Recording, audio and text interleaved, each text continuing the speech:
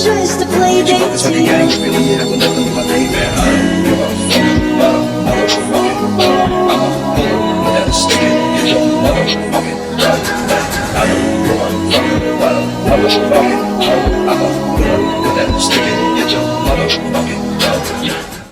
Assalamualaikum warahmatullahi wabarakatuh. Salam sejahtera buat kita semua. Terima kasih untuk Bapak Investor Dandi yang telah meluangkan waktunya dalam memperhatikan presentasi dari PT Sumur Sinaba pada presentasi 3 kali ini. Sebelum kami akan masuk ke pembahasannya, terlebih dahulu kami akan memperkenalkan diri kami masing-masing. Saya sendiri Gabriel Ricardo Saputra Lingga dengan NIM 1117009 dengan jabatan Direktur PT Sumur Sinaba, dan rekan saya Rahmawati Warang sebagai manajer operasional dari PT Sumur Sinaba. Baik, kita akan masuk ke modul MH-MHC. MH atau Material Handling adalah bagian dari sistem industri yang memberikan pengaruh terhadap hubungan dan kondisi fisik pada material atau produk itu sendiri pada proses produksi, tanpa adanya perubahan fisik pada material atau produk tersebut. MHC atau Material Handling Cost merupakan biaya yang diperlukan untuk memindahkan suatu produk atau material dari departemen satu ke departemen yang lain menggunakan standar biaya yang telah ditentukan. Tujuan material handling. Menurut Myers, tujuan material handling terdiri dari 5. Yang pertama, menjaga dan meningkatkan kualitas produk. Yang kedua, menjaga keamanan dan mengembangkan kondisi kerja. Yang ketiga, meningkatkan produktivitas. Yang keempat, menjadi sebagai pengawasan persediaan. Yang kelima, untuk mengurangi bobot mati. Pertimbangan perancangan sistem material handling yang menurut tata laksana dibagi menjadi 3. Yang pertama ada material, yang kedua ada tingkat aliran material, dan yang terakhir ada pola aliran material. Dari material itu sendiri terdiri dari kondisi fisik, bentuk, ukuran, dan resiko keamanan. Dan pada tingkat aliran material terdiri dari 4. Tingkat aliran rendah dan perpindahan pendek, tingkat aliran rendah dan perpindahan jauh, tingkat aliran sangat tinggi, dan yang terakhir tingkat aliran sangat tinggi dan perpindahan sedikit lebih jauh. Pada pola aliran material terdiri dari 4. Yang pertama ada layout by process, kemudian ada layout by product, ketiga ada group layout, dan yang terakhir ada fixed layout. Kemudian terdapat peralatan material handling. Material handling yang biasanya digunakan oleh suatu pabrik dapat dibedakan menjadi 2 macam. Yang pertama ada fixed plant equipment, yang kedua ada varied plant equipment. Fixed plant equipment merupakan peralatan material handling yang sudah tetap atau fix yang digunakan pada suatu proses produksi. Sedangkan varied plant equipment merupakan suatu peralatan material handling yang bervariasi. Yang untuk penentuan alat angkut, jika berat material 0 sampai 20 kg, maka alat angkut yang digunakan yaitu man. Sedangkan jika berat material tersebut adalah 21 kg sampai 50 kg, maka alat angkut yang digunakan yaitu walkie pallet. Dan jika berat dari materialnya lebih dari 50 kg, maka alat angkut yang digunakan itu adalah forklift. Oke, kita akan masuk ke peta MH-MHC. Di bagian MH terbagi menjadi 5 sheet. Yang pertama, sheet MH bahan baku. Yang kedua, MH komponen fabrikasi. Yang ketiga, MH komponen sub SI. Yang keempat, MH komponen SI. Yang kelima, MH warehouse. MH bahan baku memiliki landasan dari AKLL di bagian LLBU dan LLBP. Seperti yang bisa dilihat, ini ada isi dari MH bahan baku, dan ini MH komponen fabrikasi, MH komponen sub SI,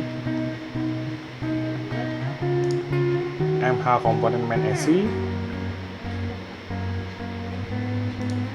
dan MH warehouse. Pada terlihat di peta tersini terdapat kode bintang-bintang yang terdapat di kolom-kolom di sini. Kode bintang ini menandakan bahwa part tersebut sudah dilakukan perakitan. Nah, di sini tertulis cushion AC, seatback AC, seat AC, seat AC, headrest AC, dan seterusnya. Begitupun juga di bagian MH komponen sub AC terdapat bintang-bintang yang menandakan bahwa itu terjadi perakitan. Kemudian yang selanjutnya terdapat material handling cost pada receiving to storage. Di sini ada kolom dari bagian ke bagian, kemudian komponen alat angkut luas 1, luas 2, sampai kolom forklift yang isinya itu ada waktu material handling, kebutuhan material handling, pembuatan kebutuhan material handling, dan total biaya. Di sini untuk mencari luas 1 itu terdapat pada floor space of receiving dari AKLL. Kemudian terdapat luas 2. Di sini luas 2-nya itu terdapat dari total space pada luas lantai bahan baku penolong untuk bahan baku penolong, dan kemudian untuk bahan baku utama itu didapatkan dari luas lantai bahan baku utama.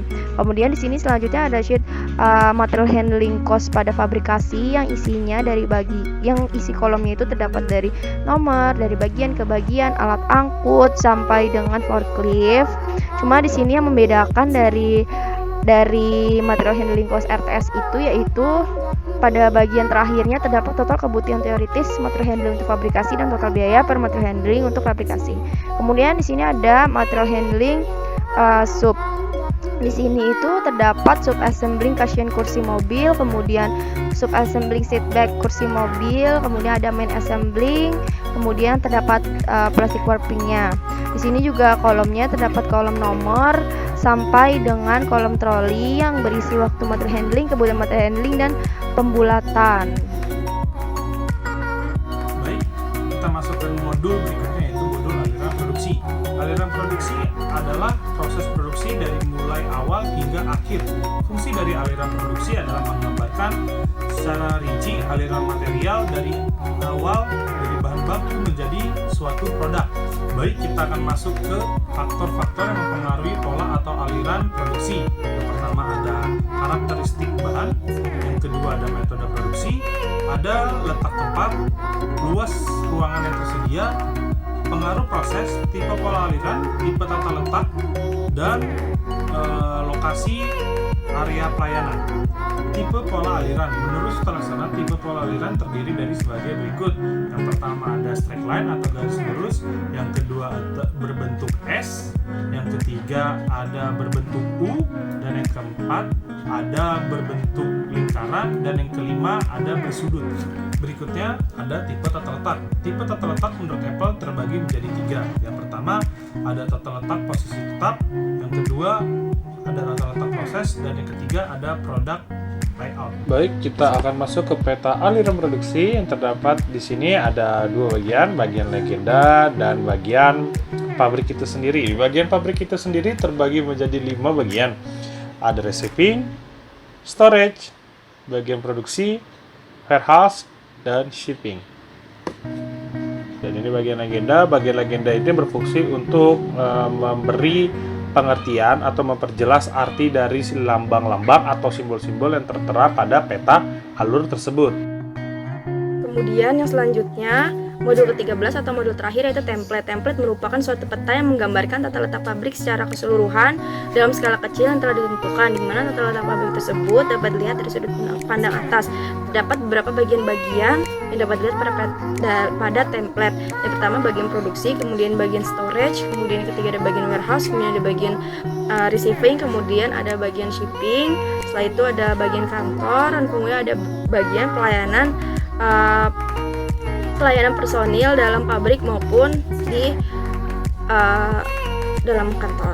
Dan tujuan template menurut Handbook 1996, tujuan dari template itu yang pertama memperlihatkan layout pabrik yang telah direncanakan dalam skala kecil. Kemudian yang kedua sebagai pedoman praktis dalam teknis pembuatan pabrik. Kemudian yang ketiga sebagai alat evaluasi dari alur produksi yang telah direncanakan. Kemudian di sini terdapat template PT Sumur Sinaba yang gerbangnya masuknya itu mulai dari kanan sini kemudian ke kiri. Di sini terdapat parkiran mobil dan juga ada pembatas taman antara parkiran mobil karyawan dan parkiran mobil pengunjung. Kemudian di sini ada taman, lalu di sini ada bagian kantor lantai 1, lalu di sini ada parkir motor dan juga taman. Kemudian di seberangnya ini bagian atasnya ini terdapat bagian produksi, yaitu terdapat mesin-mesin, bagian storage, receiving, warehouse, shipping, bagian fabrikasi. Kemudian di sini ada garasi forklift. Kemudian untuk lantai 2 dari template peta sumber Sinaba ini terdapat bagian kantor dari lantai 2 yang isinya itu toilet kantor, ruang arsip dan fotokopi, tangga, ruang divisi keuangan, ruang kepala divisi personalia dan administrasi umum, ruang divisi personalia, ruang divisi administrasi umum, ruang divisi HSR, ruang divisi marketing, ruang kepala divisi marketing, dan juga ruang meeting serbaguna. Sekian presentasi dari kami. Terima kasih untuk Pak Investor Dandi yang telah meluangkan waktunya dalam memperhatikan presentasi 3 kali ini. Mohon maaf apabila ada kesalahan kata dari kami